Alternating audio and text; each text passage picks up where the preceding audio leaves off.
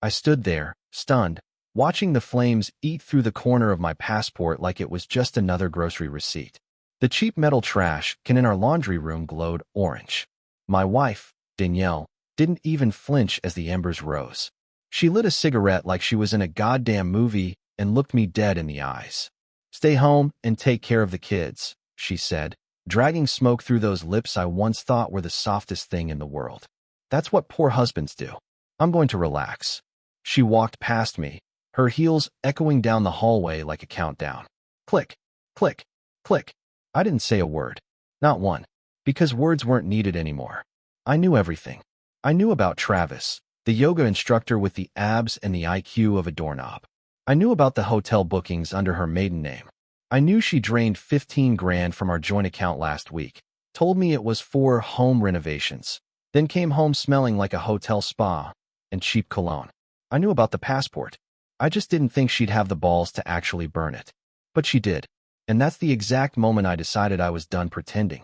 What Danielle didn't know, what she never cared to ask, was that while she was busy cheating, lying, and trashing our family, I just sold my AI security startup for $2 billion. With AB, the ink had dried yesterday, and I hadn't told a soul, especially not her, because Danielle didn't care about the man I was becoming. She was too obsessed with the one she thought I wasn't.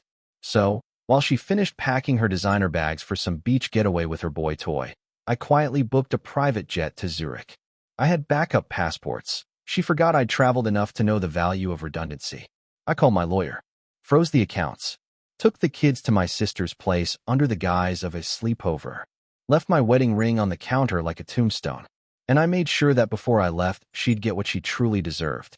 You see, Danielle loved theatrics. So I gave her a show. That night, I packed everything valuable I had into 2 duffels, hard drives, documents, heirlooms, and left one thing behind.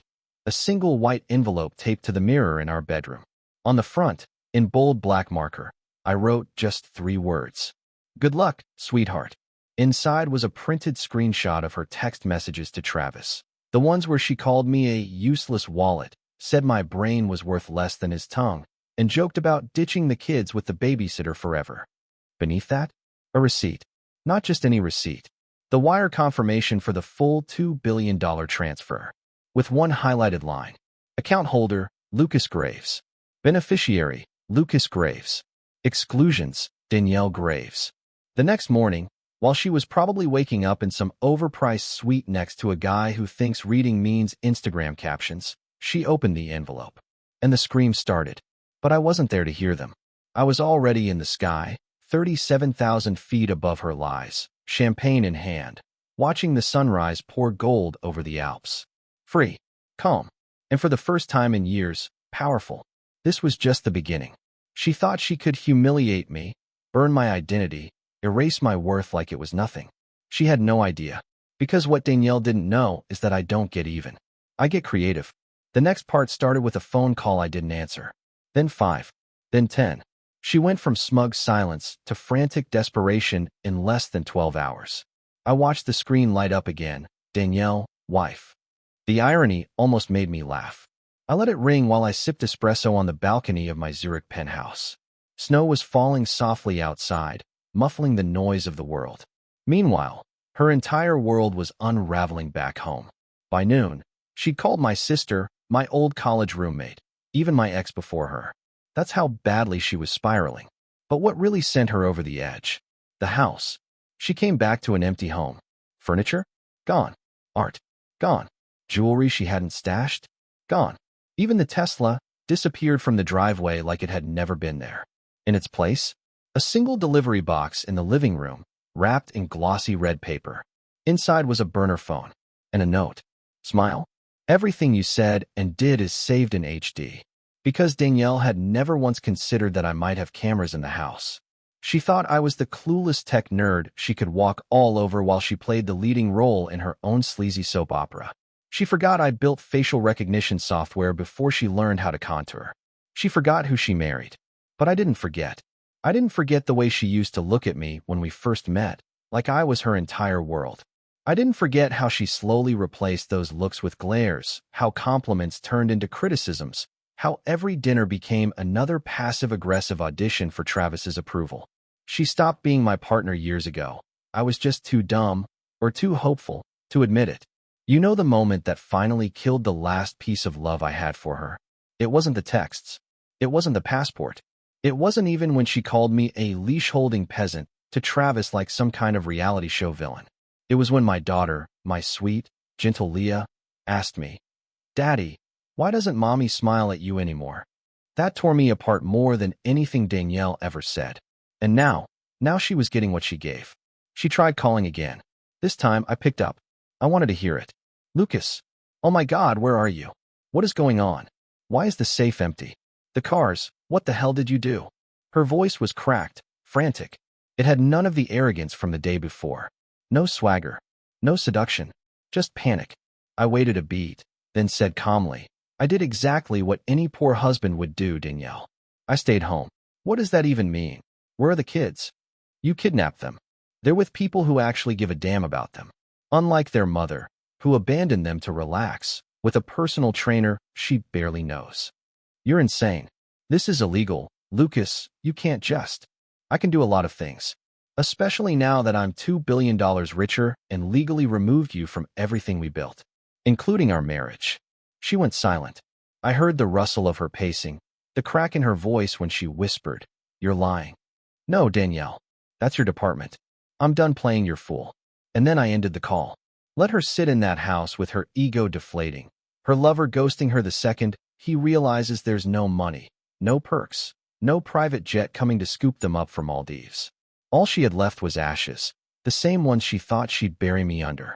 But I'm not the one who got burned. She is. 3 days passed before I heard from her again. I was at a ski lodge in Davos, watching Leah and my son, Ethan, laugh as they tried snowboarding for the first time. The cold air stung my face, but it felt cleaner than anything I'd breathed in years. Fresh. Real. Nothing fake about these mountains. Nothing two-faced about the snow. My phone buzzed again. A message this time. No name. Just a number. "I'm pregnant." I stared at it. Not because I believed her, I didn't. But because I knew it was the next pathetic chapter in her script. That woman couldn't even fake tears right. Now she was trying to fake life? I didn't reply, but I knew I'd hear from her again. And I did. That night, the hotel staff told me someone had tried to book a room under my name. She'd flown to Switzerland, somehow. Probably begged Travis to buy the ticket, then dumped him mid-flight once she realized she needed a new host. She was nothing if not opportunistic. I gave the staff strict instructions. If anyone claiming to be my wife showed up, they were to be escorted off the property and given a printed copy of the prenup, the same prenup she once laughed at and called paranoid tech bro energy. Funny how those papers became my shield now. Back home, she started crumbling. Social media caught wind, not from me, but from her. She posted cryptic quotes about betrayal, photos of herself crying with captions like, "Some people never loved you. They just used you," and a weird story claiming I'd emotionally manipulated her for years. That one almost made me laugh. Manipulated? I paid for her mother's cancer treatments, bought her brother out of jail, and covered up the DUI she got while I was at a conference in Singapore. Manipulated? No. I just gave a snake a throne and got bit. I'd see her face on my screen, her eyes wide and desperate, pretending to be the victim. But behind the mascara and fake pain, I saw the same woman who whispered into another man's neck, "He's boring. I fake everything with him." Those words stuck to my brain like rust. But it wasn't just the betrayal. It was the glee she had while doing it. She enjoyed watching me suffer. There was this one night, just before it all collapsed, where I asked her to come to bed with me. I was exhausted from back-to-back investor meetings, barely had enough energy to keep my eyes open. She looked me dead in the face and said, "No offense, Lucas, but I'd rather use my vibrator than listen to you breathe." And then she laughed, like it was a joke, like that wasn't a dagger straight through my chest. That night, I slept in the guest room, and I cried, not because I was weak, but because I finally understood she didn't see me as a man anymore, just a placeholder. And now she wanted sympathy? Now she was desperate because the ATM walked away? She forgot who I was before her. Before the veneers, the fake tans, the Instagram filters, I was the guy who built something from nothing, who pulled 20-hour days in a dark apartment, chasing a dream no one believed in. Not even her. She came for the rewards, not the work. And when the rewards weren't fast enough, she found someone who could give her attention instead of a future. But attention fades. Futures don't. She made her choice. And I made mine. By the end of that week, she was standing in front of my sister's house, pounding on the door like a lunatic. My sister, Emily, had already texted me a heads up. She's here. Here's a mess, yelling about the kids. I didn't let her in. I told her to stay inside, lock the doors, and film everything. Danielle had a habit of twisting reality, and I wasn't about to give her any more stage time without receipts. She screamed loud enough that the neighbors came out. Where's my daughter? Where's my son? You can't keep them from me. She never asked how they were, just demanded them like she misplaced a purse. Ethan was inside, drawing dinosaurs at the kitchen table. Leah? She was on the couch, snuggled in a blanket, eating popcorn and watching Zootopia. Neither of them asked about their mom. That broke me more than I'd admit, because I realized they didn't miss her. Not like kids should miss a parent. They didn't even flinch when she was gone. And that wasn't their fault. It was hers. She chose beach weekends over bedtime stories. Chose to be Travis's plaything instead of Leah's role model. She skipped Ethan's science fair to fly to New York and clear her head. She was never there. And kids notice. That night, I finally called her. She picked up on the first ring, probably thinking the tantrum worked. Lucas, she said, breathless. We need to talk. No, I interrupted. You need to listen. Silence. I gave you a life most people only dream of. And instead of building with me, you lit it on fire for a fling with a trainer who uses lip gloss and calls himself T-Money. You burned my passport. You tried to erase me. You tried to turn our kids into weekend accessories. You think you can just scream and cry now and it'll all go back to normal? More silence. Then she whispered, I messed up. You destroyed everything. I shot back. That's not a mess. That's demolition. I heard her sniff. The fake kind. The one she used when she wanted to be comforted after an argument she started. But it had no effect now. Her voice dropped. Lucas, please. I didn't know you were doing so well. I thought we were sinking, and I panicked. I was scared. No, you were selfish. She didn't deny it. I could picture her pacing around whatever hotel she was hiding in, clutching her phone like a lifeline, probably imagining I'd swoop in and forgive everything if she just cried hard enough. But that man, the one who bent over backward to please her, who begged for affection, who thought her coldness was his fault, he was gone. She tried one last time. What if we start over? For the kids. For us. I laughed. Not to be cruel, but because it was laughable. I left you a note, remember? I said calmly. The line went quiet. Good luck, sweetheart. That wasn't a goodbye. That was a warning. Warning for what? She asked, her voice shaking. You'll find out soon enough. And I hung up. The next morning, the video dropped. No announcements. No tags. No captions. Just a file quietly uploaded to a private YouTube link. One I shared anonymously with a handful of key people in our circle. Her parents. Her work colleagues. A couple of mutual friends. Her yoga studio's board of directors. The title? Behind Closed Doors, Danielle Graves. It was 20 minutes of raw footage. I didn't even add music. I didn't need to. Clips of her and Travis on our couch, whispering about how dumb I was. A phone call where she bragged about deleting my emails so I'd miss a meeting. Footage of her telling Leah to go watch something so she could sneak in a video call with her lover, wearing lingerie I bought her for our anniversary. And then, the cherry on top, her burning my passport. That part was in slow motion. You could see her smirk, hear her say those words. Stay home and take care of the kids. That's what poor husbands do. By noon, the video had already reached over 10,000 views. By 2, I got a call from her boss. By 5, Danielle's job was gone. Her PR agency issued a statement distancing themselves. Her yoga sponsorship deal? Terminated.